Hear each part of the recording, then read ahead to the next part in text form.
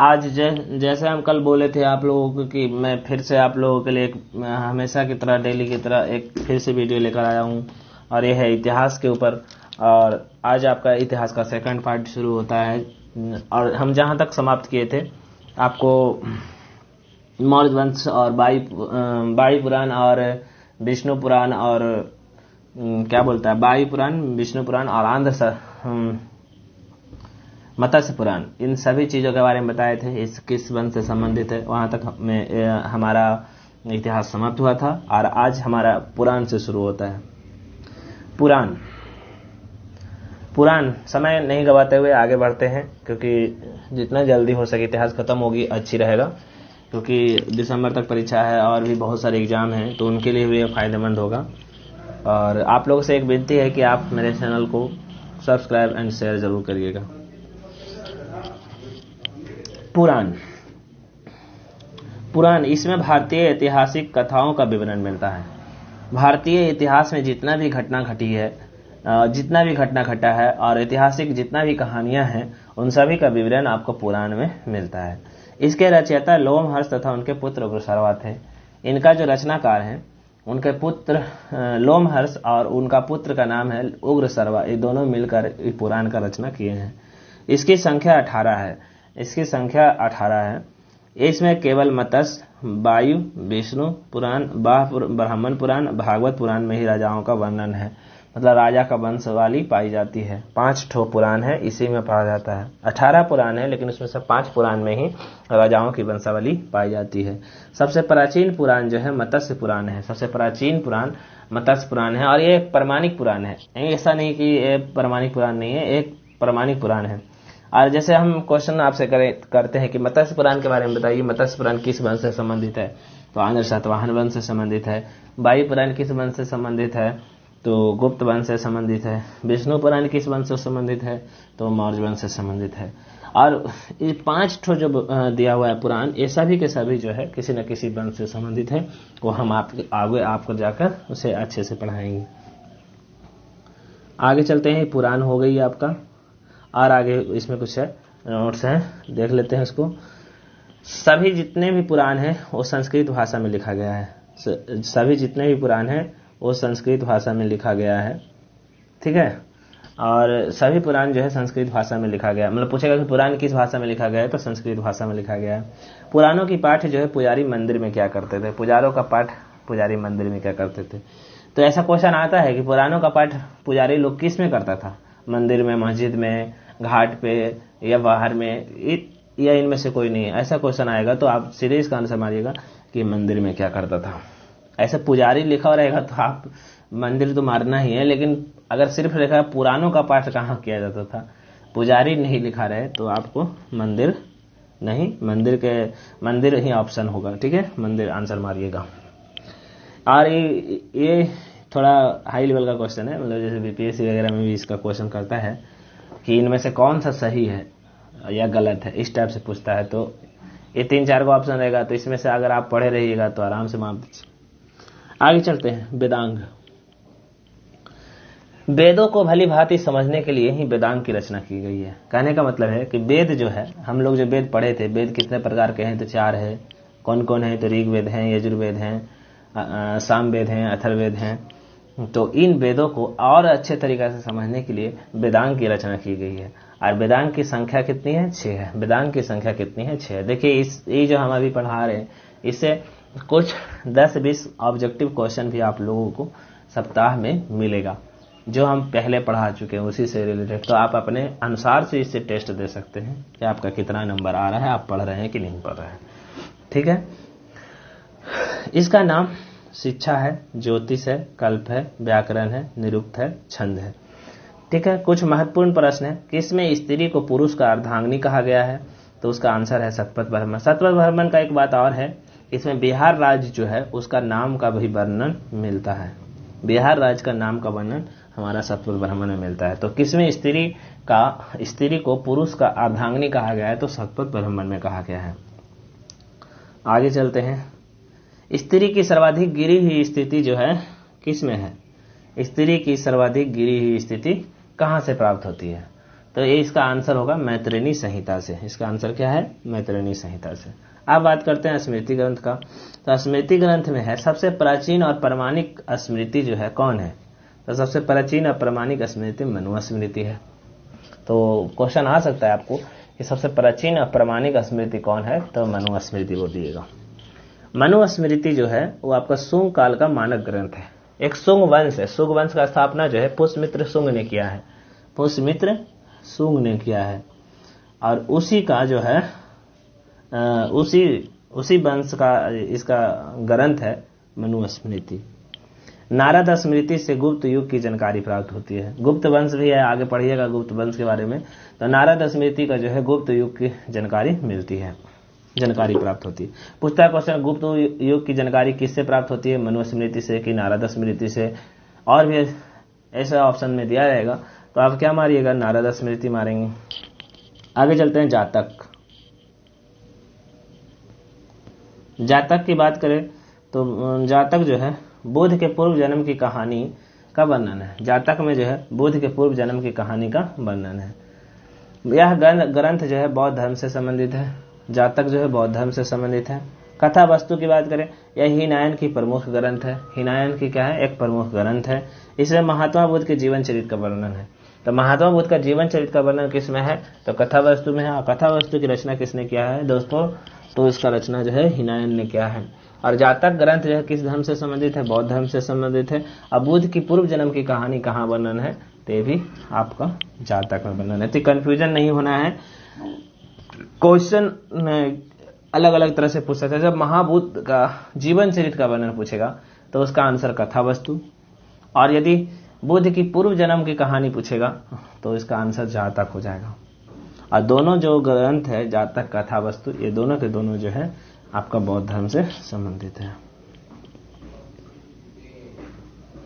देखिए हम बता दिए हैं कि यह ग्रंथ भी बौद्ध धर्म से संबंधित है।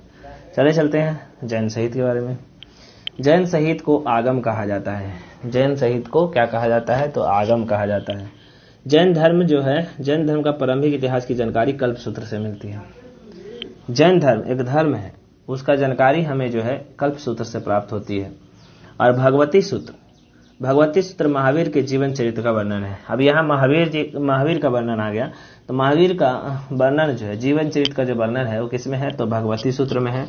और जैन धर्म का जब पूछेगा कि प्रारंभिक इतिहास का जानकारी कहाँ से प्राप्त होता है, तो उसका आंसर होगा कल्पसूत्र। अर्थशास्त्र की बात करें, अर्थशास्त्र, ये अर्थशास्त्र आज का अर्थशास्त्र नहीं है कि हमें इसमें पैसा, आर्थिक क्रियाकलाप इत्यादि का वर्णन नहीं है। यह अर्थशास्त्र उस समय का है जब चाणक्य जी चंद्रगुप्त मौर्य के समय में रहते थे। तो वो चाणक्य जो थे अर्थशास्त्र को राजनीति से संबंधित समझते हैं। उन्होंने इसका रचना राजनीति से लेकर किया है। और भी इसमें है, आर्थिक प्रणाली भी है, लेकिन फोकस सिर्फ इसमें राजनीति का था।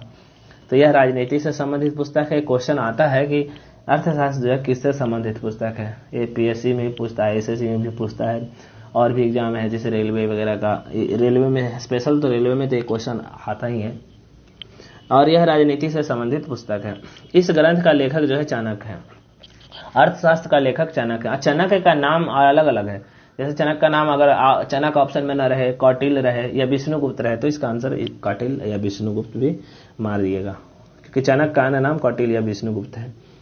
अब अर्थशास्त्र जो है 15 अधिकरणों 180 प्रकरणों में विभाजित है। अर्थशास्त्र जो है उसमें अगर पूछेगा कि अर्थशास्त्र में जो चाणक्य द्वारा रचित जो अर्थशास्त्र है इसमें कितने अधिकरण है, तो 15 अधिकरण है। अगर पूछेगा प्रकरण कितने हैं, तो 180 प्रकरण। ये एक अधिकरण और प्रकरण जो है ना, एक पुस्तक के अंदर में, जैसे हम लोग का जो भारत का संविधान है तो उसमें अनुसूची होता है, भाग होता है, अनुसूची होता है, अनुच्छेद होता है। तो उसी प्रकार से अर्थशास्त्र एक पुस्तक बनाया गया था जिसमें एक 15 अधिकरण रखा गया था। एक अधिकरण रखा गया था जिसके अंतर्गत कुछ और का वर्णन किया गया, और फिर 180 प्रकरण था। उसी में अधिकरण से ही निकाला गया था प्रकरण को। इस टाइप से पुस्तक बनाया गया है। इससे मौर्य वंश की जानकारी प्राप्त होती है।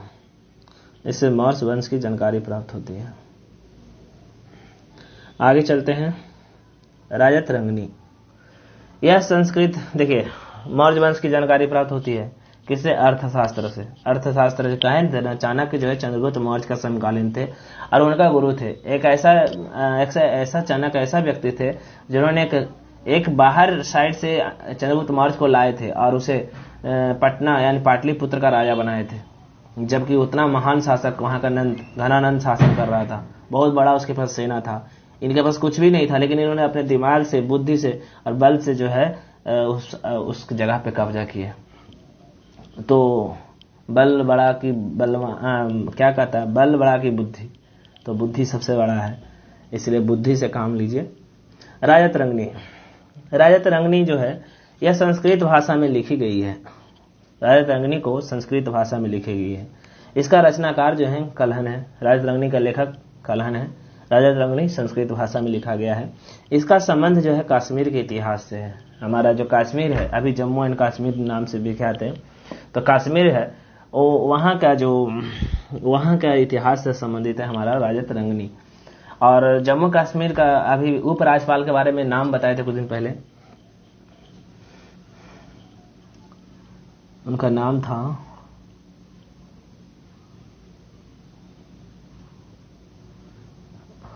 उपराज्यपाल, अभी वहाँ का है गाजीपुर के रहने वाले हैं मनोज सिन्हा है। तो वहाँ का अभी उपराज्यपाल कौन है? मनोज सिन्हा है। ठीक है, आगे चलते हैं। कुछ नोट्स हैं।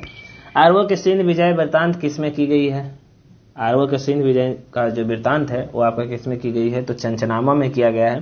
चंचनामा के लेखक कौन है? तो अली अहमद है। अष्टाध्यायी के लेखक कौन है? तो पनिनी है।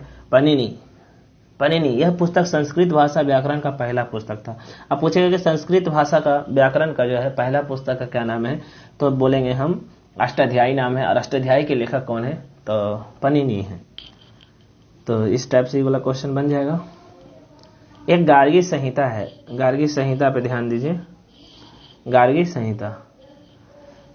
संहिता है, यह एक ज्योतिष ग्रंथ है।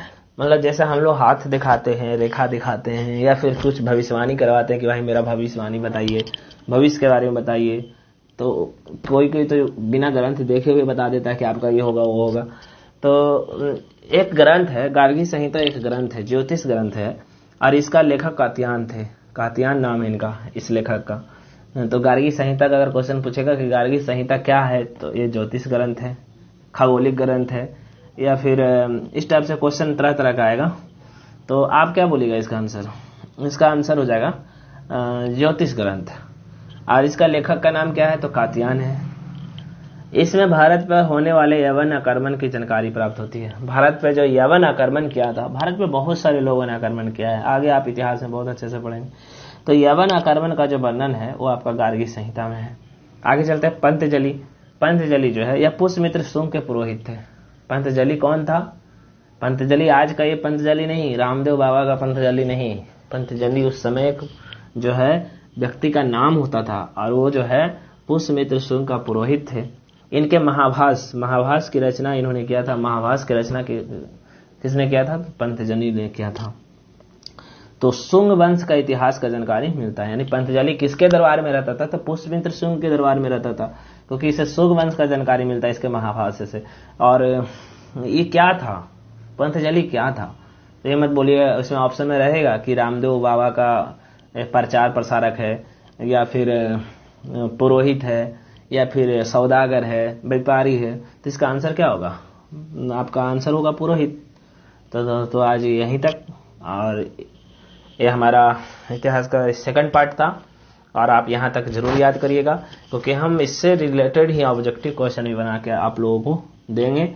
लेकिन उसमें टाइम रहेगा, मैं आंसर नहीं बोलूंगा, थोड़ी देर बाद आंसर बताऊंगा। आपको मिलाना है कि 20 में मेरा कितना आंसर आता है, और इसका कमेंट बॉक्स में भी आप बताइएगा कि मेरा इतना नंबर आया, मेरा इतना नंबर आया। एकदम रियल बताइएगा, कोई ये नहीं कि मुझे ज़्यादा बढ़ा चढ़ा कर दिखाना है, ऐसा कुछ नहीं। आप अपना रियल चीज़ बताइएगा, और लाऊंगा मैं। अभी कुछ क्लास करा लेते हैं, मतलब कुछ लेसन पढ़ा लेते हैं, मतलब कुछ पार्ट करवा देते हैं, उसके बाद हम ऑब्जेक्टिव क्वेश्चन आप लोगों के लाएंगे। ठीक है दोस्तों, अब मैं ओके, फिर नेक्स्ट पार्ट के लिए तैयार रहिएगा। मैं कल फिर नेक्स्ट पार्ट लेकर आऊँगा।